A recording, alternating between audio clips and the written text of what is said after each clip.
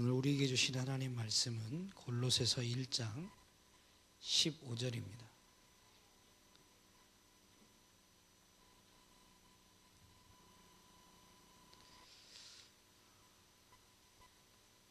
골로새서 1장 15절 말씀 한 절인데요.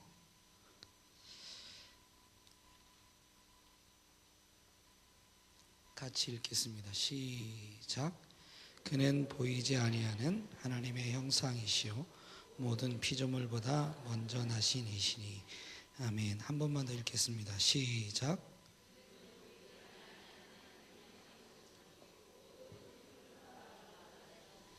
아멘. 여기서 그는 예수 그리스도를 말합니다. 예수님이 보이지 아니하시는 하나님의 형상이다라고 우리에게 가르쳐 줍니다.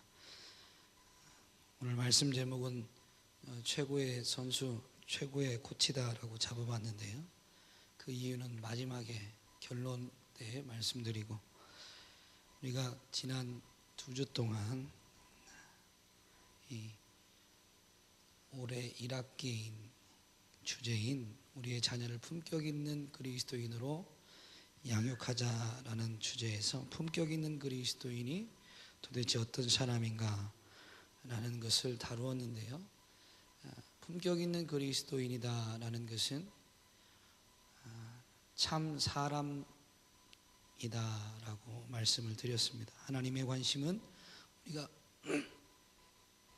우리가 무슨 일을 하는 것에 관심이 있는 것이 아니라 우리가 어떤 사람인가 라는 존재 자체에 관심이 있다라고 말씀을 드렸습니다. 그래서 참 사람이란 어떤 것인지를 살펴보기 위해서 창조의 이야기 속으로 들어가서 그 창조의 이야기에서 나타나는 하나님의 형상을 5가지 특징을 살펴보았습니다. 첫째가 이성, 즉 지혜. 둘째가 창조성이다라고 했는데 일하는 것과 일을 통해서 가치를 만들어내는 것을 다루었고, 세 번째는 다스림인데, 이 다스림은 그냥 우리에게 적용하면, 하나님은 만물을 다스리시는 분이지만 우리에게 적용하면 나 자신을 다스리는 절제와 다른 사람에 대해서는 굴림이 아닌 섬김을 이야기했었습니다. 넷째로 의로움은 하나님과의 관계에서 의로움인데, 그 의로움은 우리에게서 나타나는 외적 표징은 바로 순종이다라고 했습니다.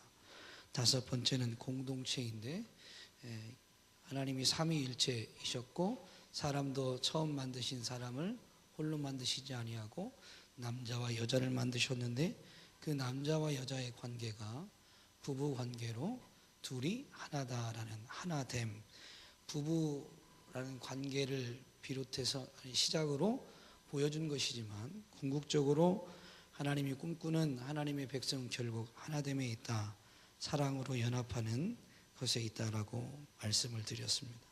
이것이 하나님의 형상으로 5가지 특징인데, 물론 딱 5가지로만 나누어지는 것 아니다라고 말씀드렸습니다. 그런데 오늘 본문에 보니까 예수 그리스도는, 하나님은 보이지 아니하시는데 그 예수 그리스도는 그 보이지 아니하시는 하나님의 형상이다라고 분명히 우리에게 가르쳐 줍니다. 그러면 창조기사에 나타났던 이 5가지 하나님의 형상이 예수 그리스도에게서 나타날까요? 안 나타날까요? 나타난다는 얘기죠. 하나님의 형상이니까. 그리고 창조할 때부터 하나님의 궁극적 인생을 빚으신 목적이 바로 이 하나님이 보이지 아니하는 하나님의 형상인 예수 그리스도, 그 아들을 본받는 것에 있다라고 성경은 분명히 우리에게 가르쳐 줍니다. 로마서 8장 29절 말씀에 보면 이렇게 되어 있습니다. 하나님이 미리 아신 자들을 또한 그 아들의 형상을 본받게 하기 위하여 미리 정하셨다. 하나님이 모든 것을 다 아시고 또 모든 것을 이제 정하셨다 해서 우리는 이것을 미리 정했다 해서 예정이라고 하는데요. 이 예정에 대한 것은 우리가 오늘 무엇을 해야 되고 직업은 뭐를 선택하고 이런 우리의 행위에 대한 결정론이 아닙니다. 운명론이 아닙니다.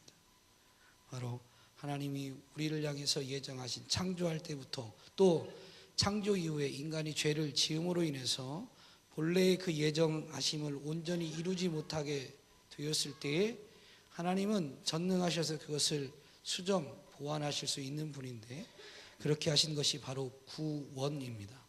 독생자를 내어주시면서 인류를 향한 사랑을 베푸셨고 그 사랑을 통해서 인류에게 구원을 베푸셨는데 그 구원의 목적도 바로 이것입니다.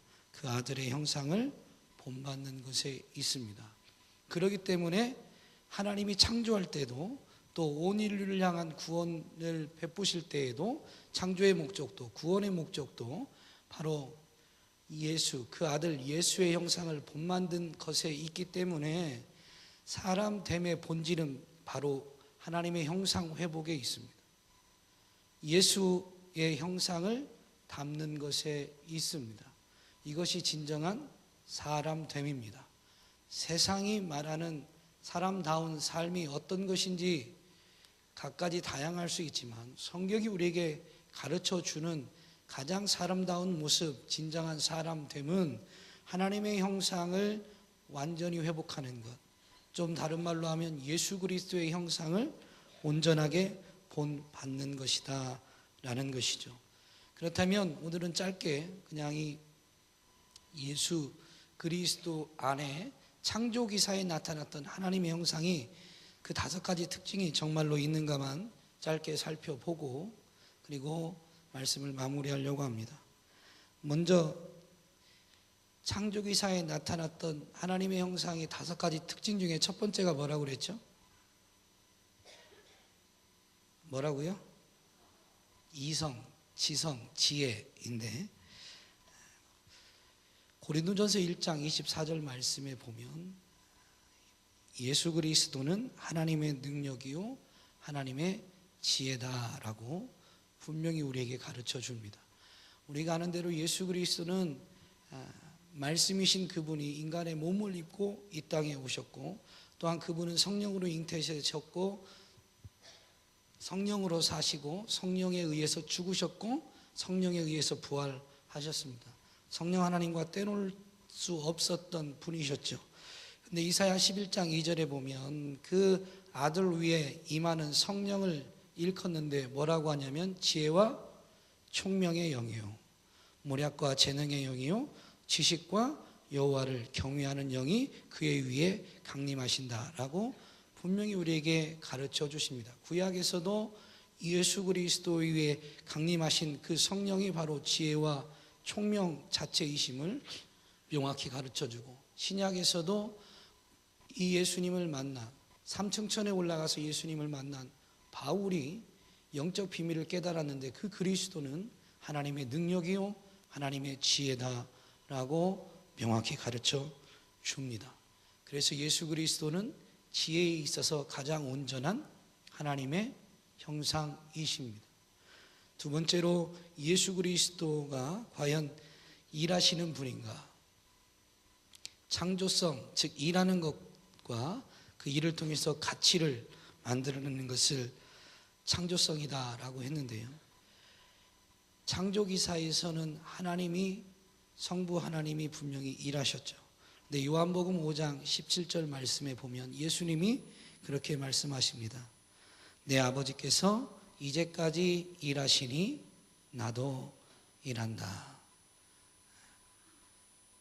창조 때부터 일하셨던 그 하나님, 창조해놓고 뒷짐지고 그래 내가 세상을 너에게 맡겼으니까 될 대로 되라 하신 것이 아니라 인생이 에덴 동산에서 하나님의 창조의 목적에 합당하지 못한 행위를 했을 때부터 직접 다시 찾아오셔서 아담을 불러내시고 그 아담에게 은혜를 베푸시면서 아담의 후손들을 구원하기 위한 하나님의 은혜의 역사를 역시 인류 역사에 동일하게 베풀어 주셨습니다. 그리고 그 은혜의 역사의 결정판이 바로 예수 그리스도죠. 하나님이 그렇게 아버지께서 그렇게 일하시는데 예수님께서 그 아버지께서 일하시기에 나도 일한다라고 하셨습니다. 예수님이 우리를 위해서 구속의 은혜를 온전히 이루셨습니다. 그런데 지금도 구속의 은혜를 이루고 계시죠. 오늘 저와 여러분이 이 기도의 자리에 나온 것이 바로 예수 그리스도의 그 구속의 은혜가 여전히 우리에게 베풀어지고 있다라는 증거입니다. 그분이 부활하시고 승천하셔서 우리를 떠나신 것 같지만 하나님 보좌 우편에서 지금도 우리를 위해서 간구하고 계시고, 그분이 하나님 보좌 우편에 이르실 때에 약속하신 대로 아버지께로부터 성령을 받아 그의 제자들에게 또 그 이후에 그 복음을 듣고 예수 그리스도를 구주로 영접한 이들에게 주의 영을 보내주십니다. 그 일을 지금도 하고 계시기에 우리는 때로는 어그러질 때도 있고 때로는 실수할 때도 있고 때로는 약해질 때도 있지만 결코 끊을 수 없는 하나님의 사랑에 매인바 되어 때로는 은혜의 자리에서 벗어난 우리의 모습들이 있었다 할지라도 오늘 이렇게 은혜의 자리에 다시 나오게 된 줄로 믿습니다. 정말로 지금도 예수님은 일하고 계시고 가장 가치 있는 영혼을 위해서 일하시는 분이십니다. 그래서 이 일이라는 창조성이라는 면에서도 예수님은 바로 온전한 하나님의 형상이십니다. 세 번째로 다스림인데, 다스림에 대해서는 말할 것이 없죠. 위로 하늘에 있는 것, 땅에 있는 것, 땅 아래에 있는 모든 것을 굴복하게 하신 권세를 가지신 분이 바로 예수님이신데, 그 예수님이 이 땅에 오실 때 무엇을 위해 오셨습니까? 바로 섬김받기 위해서 온 것이 아니라 만왕의 왕이신 그분이 왕으로서 피조세계의 섬김을 받기 위해서 오신 것이 아니라 도리어 섬기려 이 땅에 오셨다라고 직접 말씀해 주셨습니다. 뿐만 아니라 그들을 하나님의 형상을 회복시키기 위해서 자기의 생명을 스스로 내어줬습니다. 여러분 지금 고난주간을 보내시는데, 고난주간 그 새벽 예배 때 있는 교재를 잘 보시면 6월절 유대인의 최대 절기 명절입니다. 그래서 예루살렘이 다른 때보다 훨씬 많은 인파로 북적입니다. 그런데 예수님이 죽으시기 위해서 예루살렘 입성하기 전에 베푼 허다한 그 기적 때문에 사람들은 예수님을 엄청나게 따르고 있었습니다. 예수님에 대해서 굉장히 긍정적이죠. 호의적이죠. 그래서 예루살렘 입성할 때도 호산나 다윗의 자손 예수여 하면서 왕으로 오실 그 일을 환영했습니다.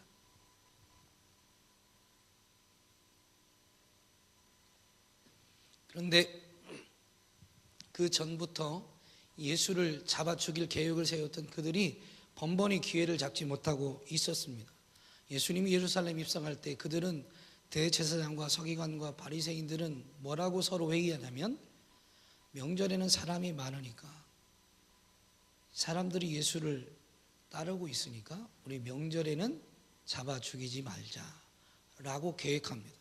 근데 여러분 아시듯이 예수님은 6월절 어린 양으로 자기 자신을 드리기 위해서 6월절 즈음에 예루살렘에 입성하셨고, 예수님을 실제로 잡아 죽이는 대제사장과 서기관과 바리새인들의 계획과 상관없이 스스로 자기가 생명을 내어준 것입니다. 모양새는 대제사장들이 예수님을 잡아다가 죽인 것 같지만 원래 그들의 계획은 명절 때는 하지 않으려는 계획이었습니다. 그러나 인류를 구원하기 위한 세상 죄를 지고 가는 한 마리 어린 양, 흠없고 점없는 어린 양으로서 6월절 제사를 완성하기 위해 예수 그리스도는 사실은 주도적으로, 자기가 주도적으로 그 생명을 내어주는 자리에 나아가신 것입니다. 끌려가신 것 같지만 사실은 주도적으로 나아가신 것이죠. 이것이 바로 예수 그리스도의 다스림, 그 권세를 볼 수 있는 가장 선명한 현장입니다. 어느 누가 죽는 자리에 스스로 나아갈 수 있겠습니까? 그런데 예수 그리스도는 사람들이 그리 아니하려고 해도 온 인류 역사를 통치하시는 그 권세 그대로 사용하셔서 자발적으로 자기의 생명을 내어주기까지 사람들을 구속하기 위해서 대속물로 주기 위해서, 섬기기 위해서 그렇게 스스로 나아가셨던 것입니다. 그러기에 이 다스림의 권세, 섬김의 모양을 볼 때 예수 그리스도는 온전한 하나님의 형상이심이 분명합니다. 그래서 예수 그리스도를 처형하고 나서 그의 생명이 끊어졌을 때 십자가 처형을 담당했던 로마 백부장이 마가복음 15장에 가면 그렇게 고백합니다.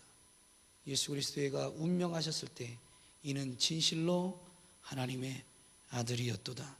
여러분, 예수님의 죽음을 통해서 그가 진실로 하나님의 아들이었다고 물론 믿는 것과는 다른데 그것을 발견한 사람은 예수님을 따라다녔던 제자들도 아니고 예수님에게 은혜를 입고 예수님을 섬겼던 많은 여인들도 아니고 사형을 집행했던 로마 백부장이었습니다. 근데 그 사형을 집행했던 사람이 가장 가까이서 볼 때 정말로 하나님의 아들로 인정되신 것이죠. 우리가 세상에서 하나님의 형상을 발현하고 그래서 하나님의 사람들로, 하나님의 자녀들로 인정되는 것은 내가 무언가를 군림하고 차지할 때가 아니라 이렇게 내가 주도적으로 내 자신을 내어주는 자리, 섬김의 자리에 내가 스스로 나아갈 때 하나님의 형상이 발현되는 거예요. 그래서 세상은 하나님을 우리를 통해서 발견하게 되는 것이죠. 어쨌든 네 번째로 넘어가겠습니다. 의로움입니다. 의로움. 하나님과의 관계에서 의로움이라는 것은 올바른 관계인데 하나님이 우리의 창조주고 우리가 그분의 피조물이라면 우리는 그분께 온전히 순종해야 됩니다. 제가 청년들에게 말씀을 전하기 위해서 성경을 연구하다 보니까 정직이란 단어가 신약 성경엔 한 번도 안 나오고요, 구약 성경에만 나와요. 여러분, 정직이 뭘 것 같아요?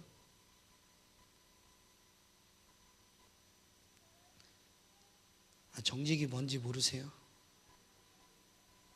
네? 거짓이 없이 솔직하고 올바른 것? 아마 사전적 의미가 머리가 나빠서 못 외우지만 그럴 겁니다. 그런데 성경을 살펴보니까 성경에 뭐라고 되어 있냐면 정직이란 단어의 앞에 100%는 아니지만 거의 공통적으로 나오는 수식어가 있는데 여호와 보시기에 정직히 행하였다. 여호와 보시기에 정직하다라는 표현이 있습니다. 그러니까 하나님 앞에서 하나님을 속이지 못하고 자기 자신을 속이지 못하고 남을 속이지 못하는 그 올바른 행위가 바로 정직인 것이죠. 저는 못한다는 표현을 했는데 우리는 속였다고 착각한다 할지라도 어느 누구도 하나님을 속일 수가 없습니다. 자기 자신도 자기가 부인하고 싶은 것이지 자기 자신도 속일 수가 없습니다. 그래서 정직은 하나님이 보실 때 어떻게 행하느냐가 정직인데 하나님을 속일 수 없다는 걸 알고 하나님 앞에 바로 행하는 것이 정직입니다. 그래서 이 정직히 행하는 그리스도인들의 삶을 이렇게 서술한 책에 보면 빌 하이벨스 목사님이 쓴 책 제목 중에 그런 것이 있습니다. 아무도 보는 사람이 없을 때 나는 누구인가? 아무도 보는 사람이 없을 때 나는 누구인가?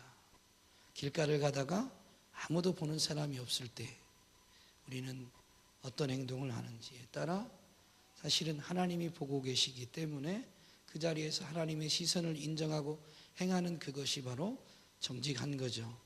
길거리를 지나가는데 쓰레기가 날아가고 있고 보는 사람이 없는데 쓰레기를 줍는 사람,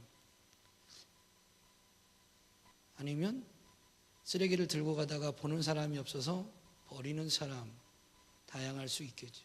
그러나 아무도 보는 이 없다 할지라도 하나님이 보고 계시기에 하나님 앞에서 행하는 우리의 모습, 그것이 내가 누구인가를 말해주는데 우리는 그때 아무도 보는 사람이 없는 것 같아도 하나님이 보고 계시기에 하나님 앞에서 거짓되게 행할 수 없다는 것을 고백하고 힘을 다해서, 쉽지 않으니까 힘을 다해서 올바로 행하는 것이 정직입니다. 근데 이런 정직한 모습이 결국 무엇으로 나타나면요, 하나님을 인정하면 하나님의 말씀을 아무도 보는 이가 없어도 인정하게 돼 있고, 그래서 우리가 행하는 기준이 말씀이 된다라는 것입니다. 그러면 말씀, 아무도 보는 사람이 없어도 말씀 앞에 그렇게 정직하게 행하는 것이, 다른 말로 하면 뭐라고 하냐면 순종이라고 하죠. 누가 있어서 하는 것은 외식입니다. 누가 보는 사람 때문에 그렇게 행하는 건 외식입니다. 목사가 외식하기 제일 쉽죠. 성도님들의 눈이 워낙 많으니까. 특별히 이 대전 서구와 유성구 쪽 바닥에서는 수족을 잘못 놀렸다가는 이상한 목사로 찍힐 수가 있습니다. 우리 한밭절교회 성도님들의 눈이 워낙 많으니까 차를 타고 가다가 실수할 뻔할 때도 참 많습니다. 왜냐하면 성도님들은 차에다가 한밭절교회라고 붙이고 다니지 않으니까.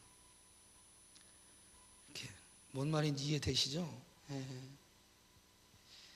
근데 그런 걸 알고 참는다는 것은, 물론 그래도 참 사람의 얼굴을 보고 참는 것도 괜찮지만, 진짜 우리가 바라보고 정말로 소망하면서 이루어야 될 하나님의 형상은 사람이 보지 않아도 하나님의 말씀 따라 행하는 것, 그것이 바로 의로움입니다. 구약에서는 정직이라고 했고 신약에 가면 순종으로 나타나더라고요. 어쨌든 예수 그리스도는 빌립보서 2장 5절에서 8절 말씀에 보면, 하나님의 본체이신 그분이 하나님과 동등됨을 취하지 아니하시고 오히려 자기를 비워 사람들 종의 형체를 가져서 사람들과 같이 되시고 사람의 모양으로 나타나셔서 자기를 낮추시고 죽기까지 복종하셨다라고 분명히 우리에게 가르쳐 줍니다. 끝까지 육을 입고 있는 그분이 죽기까지 하나님 앞에 복종하셨으니 온전한 순종을 이루신 것이죠. 그래서 이 의로움의 면에서도 예수 그리스도는 완전한 하나님의 형상이심이 확실합니다. 마지막으로 공동체인데, 예수님의 가르치심에 보면 아버지와 내가 하나다라는 그런 신적 존재로서의 삼위일체를 말씀하신 때도 있었지만, 예수 그리스도 안에 있는 이들 또한 하나됨을 선언하셨습니다. 예수 그리스도를 몸인 교회의 머리가 되신다라고 서신서에 보면 많이 반복되어져 있는데, 고린도전서 12장 12절에 가면 그리스도의 몸에 해당되는 그 교회, 즉 몸이 하나다. 다만 그 몸 안에 많은 지체가 있는 것뿐이죠. 몸의 지체가 많다고 해도 결국엔 한 몸이다라고 하면서, 교회는 그리스도를 머리로 해서 하나됨을 이루어야 되는, 그리고 사실은 영적으로는 하나인 공동체임을 분명히 우리에게 가르쳐 주십니다. 그분이 스스로도 하나님과 하나이셨고, 그분이 사역을 통해서 이 땅에 이룬, 그분을 중심으로 한, 그분을 따르는 사람들, 그 공동체도 결국엔 하나다라고 선언해 주시면서 바로 이 하나됨을 이루셨죠. 그래서 공동체성에 있어서도 예수 그리스도는 완전한 완벽한 하나님의 형상이심이 분명합니다. 그래서 사실은 막연했던 그 하나님의 형상이 우리 눈에 선명히 드러내 주셨습니다. 여러분, 그러면 우리는 하나님의 형상을 어떻게 본받을 수 있어요? 예수 그리스도를 닮음으로 하나님의 형상을 회복해 가게 되는 것입니다. 예수 그리스도를 닮음으로 하나님의 형상을 회복해 가는 것입니다. 여전히 설교가 어려운 분위기예요. 그러면 어떻게 예수 그리스도를 닮을 수 있을까요?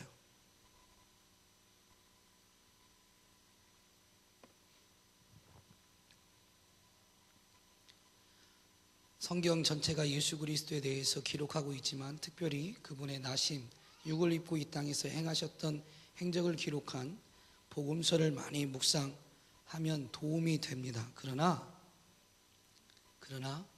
복음서를 통달하고 그래서 예수 그리스도가 어떻게 살았는가, 어떻게 행했는가라는 것을 따라해서는 우리는 결코 그분의 형상을 온전히 닮을 수는 없습니다. 조금은 흉내낼 수 있을지 모르지만, 일시적으로는 닮은 듯해 보일 수 있을지 모르지만, 어떤 인생도 자기 노력으로 예수 그리스도를 따라해서 하나님의 형상을 회복할 수 있는 존재는 아무도 없습니다. 그럼 어떻게 되는 거예요? 우리의 노력으로 되는 것이 아니라 그리스도와의 연합으로 되는 겁니다. 그리스도와의 연합으로 되는 것입니다. 그래서 우리가 할 것은 그렇게 엄청난 날 때부터 어떻게 하셨고 어떻게 하셨던 그 모든 것을 하나 따라하고 그렇게 따지면 따라가기 전에 그 짐에 눌려서 우리는 쓰러질 거예요. 그게 아니라 그리스도와의 연합으로 이루는데, 계시록 3장 20절 말씀에 교회들에게 주시는 이 편지에 보면, 볼지어다 내가 문 밖에 서서 두드리노니 누구든지 내 음성을 듣고 어떻게 하면, 문을 열면, 예수 그리스도께서 어떻게 하신다고요? 우리 가운데 들어와서 우리와 더불어 먹고 우리도 그와 더불어 먹는, 그가 나와 더불어 먹고 내가 그와 더불어 먹는 연합입니다. 한쪽이 한쪽에게 귀속되는 게 아니고, 그분이 나를 나 그대로 인정해 주시지만 나 또한 그와 더불어서 살아가게 되는 이 연합을 통해서 우리는 그분의 형상을 회복해 가게 되는 것입니다. 이 예수의 형상을 닮아가게 되는 것이죠. 왜냐하면 예수께서 우리 안에 거하실 때 육적 존재가 아닌 육을 입고 이 땅에 오셨다가 부활 승천하시면서 우리에게 영을 보내주신다고 하셨는데, 우리 가운데 오시는 그 영은 바로 성령을 일컫습니다. 로마서 8장 26절에 보면 우리는 여전히 연약합니다. 머리로 알아도 행위로는 온전히 따라갈 수 없는 연약한 존재들인데, 우리 안에 계신 성령님이 우리의 연약함을 도우십니다. 우리는 연약한데 이 몸이 그리스도의 행적을 따라가기에도 연약하지만 머리 자체, 지혜 자체도 우리의 지혜는 온전하지 않습니다. 그래서 무엇을 구해야 될지도 모르는 우리의 연약함부터 구한다고 해도 그것을 따라갈 힘이 없는 우리의 연약함을 위해서 성령이 말할 수 없는 탄식으로 우리를 위해서 간구하십니다. 그래서 우리가 그분과 연합을 이루면 실수하기도 하고 실패하기도 하고 넘어지기도 하지만 반드시입니다.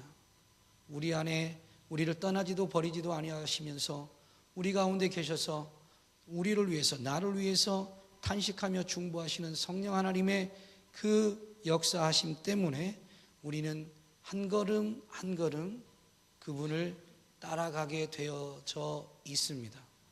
그분을 닮아가게 된다라는 것이죠. 시간적인 계산으로 하면 1000만 년이 걸려도 그분과 동일해질 수는 없겠지만 핵심은 그겁니다. 그분과 함께 하다 보니 점점 닮아가는 것이죠. 부부가 결혼한 지 3년차, 5년차 부부와 결혼한 지 10년차, 20년차 부부와 차이점을 보면 부부가 얼마나 더 닮았나를 보면 알 수 있죠. 3년차 때는 각자 개성에 맞춰서 더 알콩달콩 재밌게 뭐라고 해야 되나요? 깨가 쏟아지듯이 살 수 있는지는 모르지만 부부의 닮음은 10년차, 20년차, 30년차 될수록 더 닮게 되어 있습니다. 아무도 고개를 끄덕이지 않으시네요. 왼수 같은 사람과 살아봐야 알지, 이런. 그거 아세요? 옆 사람을 왼수라고 보면 같이 왼수를 바라보는 모습으로 닮아갑니다.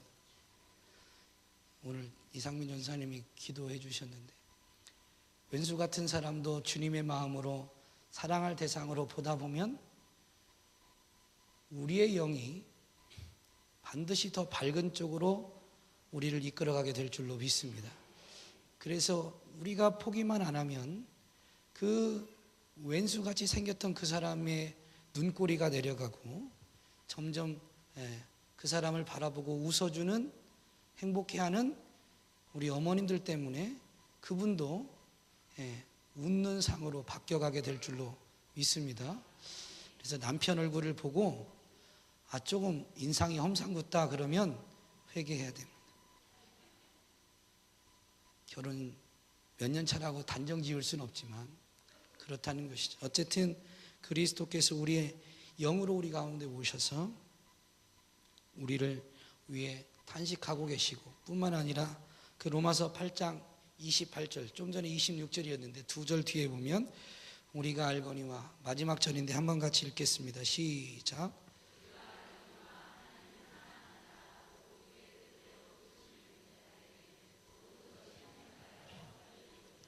아멘. 모든 것입니다. 아까도 말씀드렸지만 우리는 그분을 따라가려고 노력해서는 안 되는데, 그분이 우리 가운데 오시면서 돕고 계심에도 불구하고 온전한 순종이 안 될 때도 있죠. 그런데 그 순종하지 못했을 때조차도 모든 것을 합력하여 선을 이루시는 분이 우리 하나님이십니다. 그래서 우리로 하여금 결국엔 아들의 형상을 본받게 하십니다. 그래서 여러분, 우리는 그리스도와 온전한 연합을 이루는데 집중해야 됩니다. 집중해야 됩니다. 여러분, 오늘 기도의 자리에 오신 것만으로도 주님의 형상을 더 닮아가는 데 있어서 많은 진전이 있는 것입니다. 많은 진전이 있는 것입니다. 이 기도의 자리에 달려오는 것이 쌓이고 쌓이고 쌓이다 보면 우리 안에 계신 성령의 탄식에 예민해지고 우리를 이끌고자 하시는 성령의 소원을 분별하게 되고, 그리고 처음에는 10번에 한 번 순종할까 말까 했을지 모르지만 벼룩도 낯짝이 있다고 포기치 아니하시는 그분 때문에 회개하다 하나씩 고쳐지는 거예요. 죄악된 행동이 말씀 따라가는 행동으로 하나가 바뀌기까지, 여러분, 예수님 믿고 처음 예수님 믿고 하나의 죄악된 습관적 행동이 끊어지기까지 얼마나 걸리셨습니까? 생각해 보셨나요? 어떤 사람은 10년이 걸리기도 하고 어떤 사람은 4, 5년이 걸리기도 합니다. 그렇게 했다고 해서 그게 평생 이제 끊어졌냐가 아니에요. 다만 그 다음부터는 그게 생각으로 들어올 때 생각에서 정리할 수 있는 수준이 됐다라는 것입니다. 그런 수준이 되는데도 4, 5년, 10년이 걸리기도 합니다. 다른 사람 얘기가 아니고 제 얘기입니다. 작은 행동 하나 같지만 여러분, 그런 습관적 무의미하게 나도 모르게 행하는 그런 행동이 죄라고 깨달아지고 이래서는 안 된다는 그 성령의 탄식이 살아나면 이러면 안 되지 하는데, 내가 생각했다고 해서 내 행동이 달라지지 않더라 이거죠. 그래서 그게 걸릴 때마다 죄송해서 하나님 앞에 와서 그것 때문에 하나님의 마음, 예수님의 마음을 아프게 한 것 같고, 그것이 마치 예수님을 십자가에 못 박은 것 같아서 눈물로 회개하고 하다 보니 참 송구하게 행위가 끊어지기 전에 먼저 내 눈물이 마르더라고요. 그런데 그거 아세요? 눈물은 마르는지 모르지만 그것을 진짜 싫어하고 아파하고 하나님 앞에 회개하는 것을, 회개 기도하는 것을 포기치 않으면 여러분, 죄는 우리를 이기지 못합니다. 우리 안에 있는 예수 때문에 죄는 우리를 이기지 못합니다. 일시적 현상에 속지 마세요. 반드시 기도하는 자를 사단이 이길 수가 없습니다. 그래서 한 걸음 나아가는 거예요. 그래서 한 걸음. 때로는 10년이 걸린 적도 있지만, 그러나 그 다음에는 10년 걸렸던 것, 다른 행동을 끊어갈 때는 10년 걸리지 않아요. 그동안에 겪었던 10년 동안 아파하면서 회개하면서 하나의 죄악을 끊었던 그 걸음 때문에 그 다음에는 그게 조금 빨라집니다. 10년 걸렸다가 8년 걸렸다가 5년 걸렸다가 3년 걸렸다가 1년 걸렸다가 점점 이제 생각에서 정리할 수 있는 수준이 되는 거죠. 그래서 이런 영적 싸움이 평생에 걸쳐서 이루어지게 되겠지만, 어느덧 기도의 자리를 외면치 않고 중단하지 않으면 반드시입니다. 반드시. 이용환 원로 목사님처럼 어떤 죄악된 생각이, 불편한 것들이 생각으로 들어올 때 10초 또는 5초 만에 정리하고 말씀에 나를 맡기게 되는 은혜를 여러분이 누리게 될 줄로 믿습니다. 그런데 그런 삶을 살아도 모두가 다 이용환 원로 목사님과 같이, 이용환 원로 목사님 이전에 믿음의 선배들도 그랬습니다. 다 동일하게 고백하는 것은 나된 것은 하나님의 은혜입니다.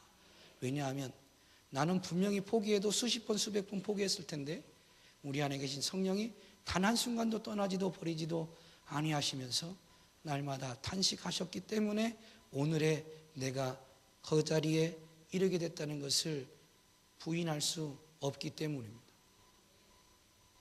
그래서 오늘 말씀을 최고의 선수이자 최고의 코치다라고 잡아봤습니다. 예수님은 분명히 그분의 행적으로 하나님의 형상, 완벽한 형상을 보여주셨습니다.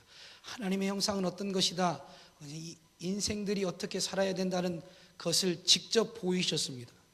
직접 뛰셔서 직접 나타내 보이셨습니다. 그리고 또한 그분이 이 땅에서 그 행적을 마무리하시고 난 다음에는 우리에게 영으로 다시 찾아오셔서 우리를 직접 지도하고 계십니다. 뭔가 잘못된 행동이 있을 때는 그건 아니다라는 탄식으로 우리를 돕고 계시고, 우리가 잘했을 때는 우리 안에 기뻐하시면서 그 기쁨과 즐거움을 연합한 우리가 동일하게 누리게 됨으로 인해서 하나님의 기쁨을 맛보는 삶으로 이끄셔서 그 부분에서는 또 더 하나님의 형상이 발현되도록 우리를 지도하고 계십니다. 그래서 여러분, 최고의 선수였고 최고의 코치인 예수 그리스도께서 지금 여러분과 함께 하시면서 여러분도 하나님의 형상을 회복하도록 이끌고 계시기에, 때와 기한은 아버지께서만 아시겠지만 분명한 진리 하나는 여러분이 포기치만 않으시면 여러분도 그 아들의 형상, 예수의 형상을 반드시 닮게 될 것입니다. 반드시 닮게 될 것입니다. 그러면 그때와 기한은 저는 모르지만 분명한 것은 그때가 되면 여러분의 가족이, 여러분의 이웃이 여러분을 보고 하나님의 사람들이라고, 이는 참 그리스도인이라고 인정하면서 어떻게 하면 나도 당신처럼 될 수 있습니까? 라고 질문해 오게 될 것인데, 기도의 자리에서 그때가 언제 올지를 설레이면서 기다리시되 준비하셔야 될 것이 있는데, 그때 무슨 말로 나는 예수 그리스도를 전할까?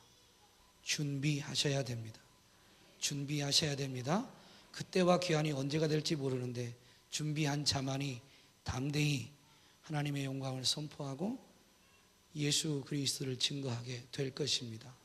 여러분 모두가 다 지금 하나님의 형상으로 자라가고 회복해 가고 있는데, 이 어머니 기도의 자리에서 그 은혜가 더 신속하고 풍성하게 누려지시게 되기를 주님의 이름으로 축복합니다. 그러면 우리의 소원, 기도 제목이었던 우리의 자녀들이 우리의 모습을 보고 살아계신 하나님을 발견하여 그들이 하나님 앞에 달려나오는 그 놀라운 기적이라고 말하는 그 은혜의 역사가 곧 이루어지게 될 줄로 믿습니다.